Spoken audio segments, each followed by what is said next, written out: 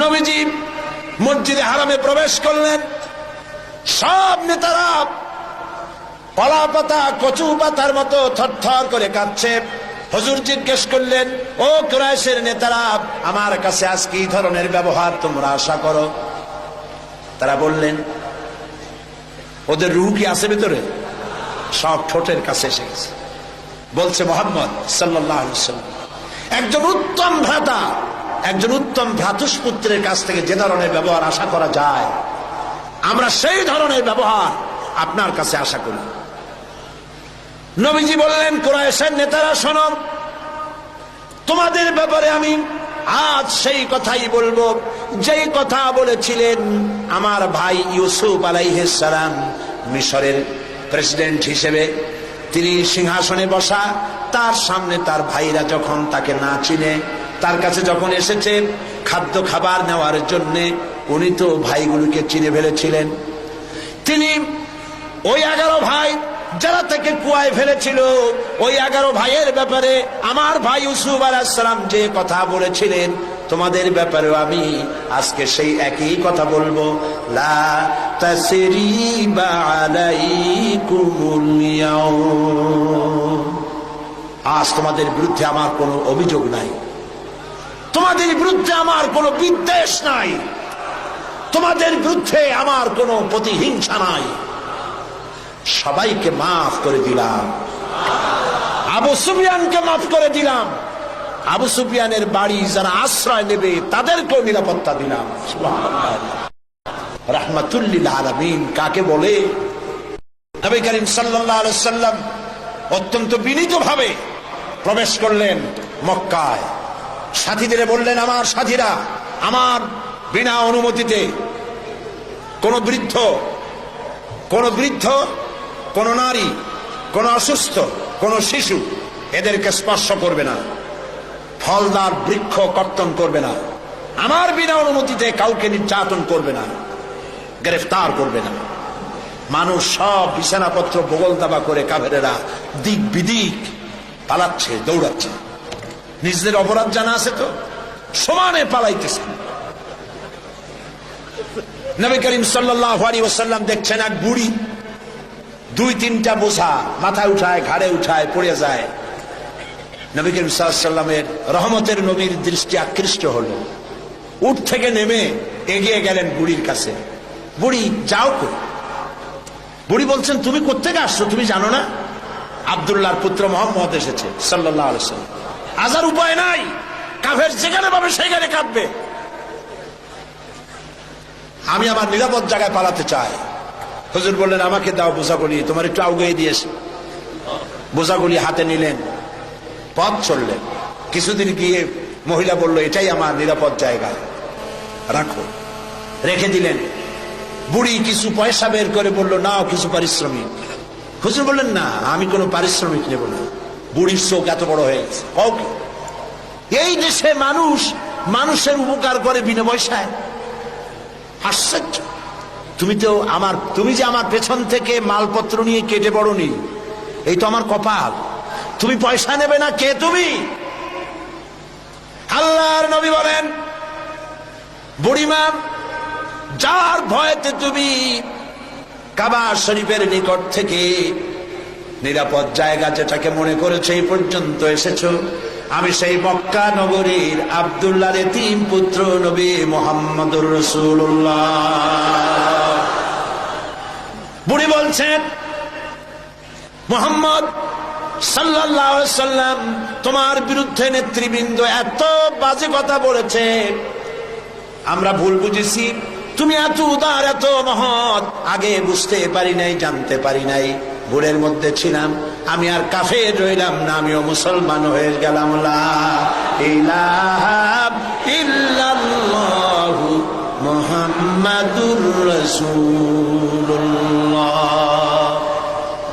নবীজি মসজিদে হারামে প্রবেশ করলেন। সব নেতারা কলা পাতা কচু পাতার মতো থরথর করে কাঁদছে।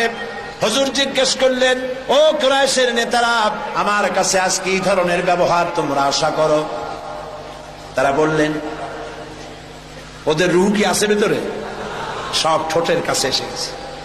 বলছে মুহাম্মদ সাল্লাল্লাহু আলাইহি ওয়াসাল্লাম, একজন উত্তম ভ্রাতা, একজন উত্তম ভ্রাতুষ্পুত্রের কাছ থেকে যে ধরনের ব্যবহার আশা করা যায়, আমরা সেই ধরনের ব্যবহার আপনার কাছে আশা করি।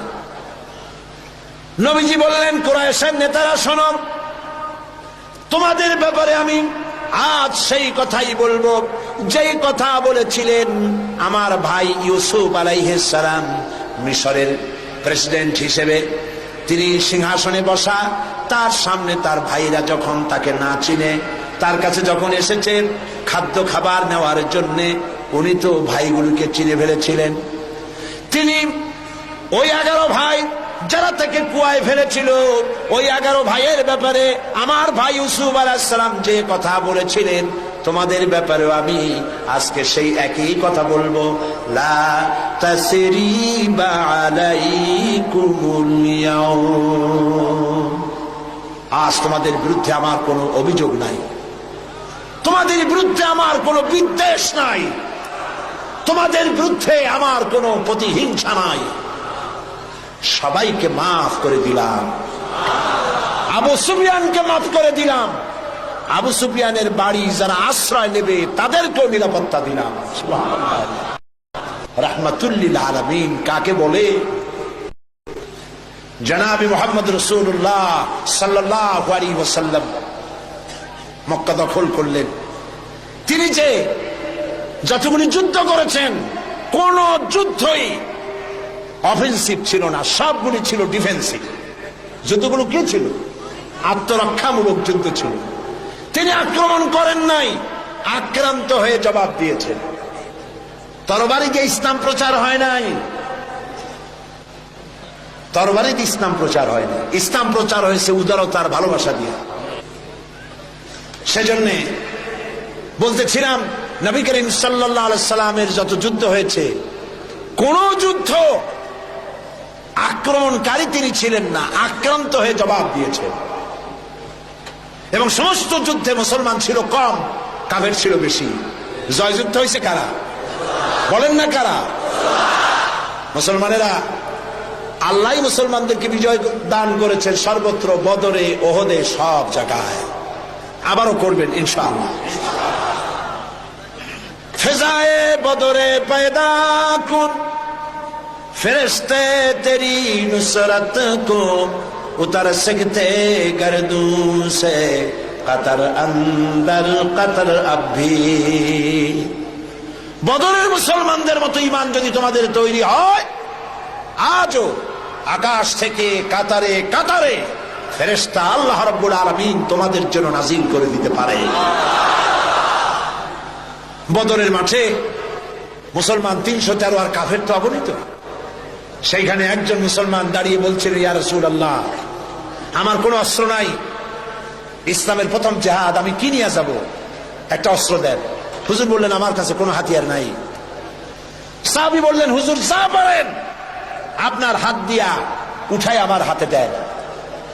রাসূলুল্লাহ একটা শুকনা খেজুরের ডাল পাইলেন, শুকনা খেজুরের ডালটা তুলে নিজ হাতে সাহাবীর হাতে দিলেন।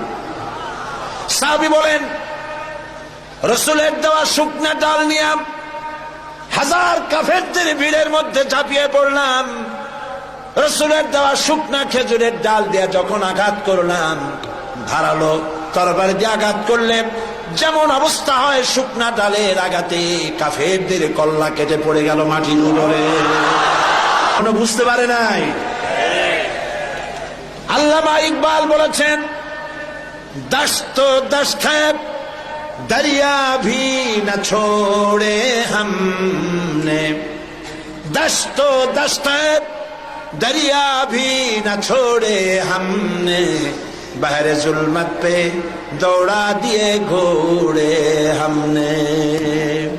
প্রান্তত্ব প্রান্তর শ্রাবণের উত্তাল তরঙ্গমালার উপর দিয়ে টাইগ্রিসের বুক ছাপায়া অশ্ববাহিনী সাথে করে নিয়ে আমরা দরিয়া পাড়ি দিয়ে দরিয়ার উপরে আফ্রিকার ভূখণ্ডে গিয়ে ইসলামের পতাকা উড্ডীন করেছি। সেই মুসলমান আমরা।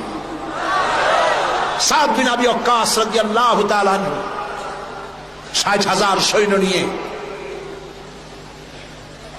পারস্যের বহরাস নগর অবরোধ করে দরিয়া পাড়ি দিয়ে পার যাবে। বললেন সাহাবীরা, সামনে দরিয়া পারাপারের জন্য কোনো ব্যবস্থা নাই, কি করতে চাও?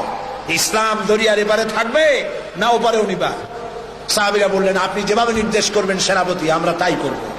তিনি বললেন, প্রস্তুত হও, অশ্ববাহিনী, উস্ত্রারোহী, তীরন্দাজ, তরবারিওয়ালা, যে যে অবস্থা আছো আমার সাথে দরিয়া ঝাঁপায় পড়ো। অন্ধকার রাত, দরিয়ায় উত্তল ঢেউ চলছে। এই ঢেউয়ের মধ্য দিয়ে অশ্বারোহী, উষ্ট্রারোহী 60,000 সৈন্যের নেতৃত্ব দিচ্ছেন সাদ বিন আবি ওয়াক্কাস। বললেন, পড়ো আমার সাথে, নাস্তাঈনু বিল্লাহি ওয়া নাতাওয়াক্কালু আলাইহি, হাসবুনাল্লাহু নি'মাল ওয়াকিল, নি'মাল মাওলা ওয়া নি'মান নাসীর। ঐতিহাসিকরা লিখছেন, 60,000 সৈন্য নিয়ে এই দরিয়া পাড়ি দিয়ে নদীর ওপারে চলে যাওয়ার পর তিনি জিজ্ঞেস করলেন, সবাই তোমরা এসেছো কিনা? রাতের আধারে সবাই বললেন, সবাই খোঁজ খবর নিয়ে গুনে দেখলেন একটা ঘোড়াও হারায় নাই, একটা উটও ডুবে যায় নাই, একজন মানুষ হারায় যায় নাই, একজন মানুষের হাতের তরবারিও দরিয়ার ঢেউ ছিটকায়া নেয় নাই।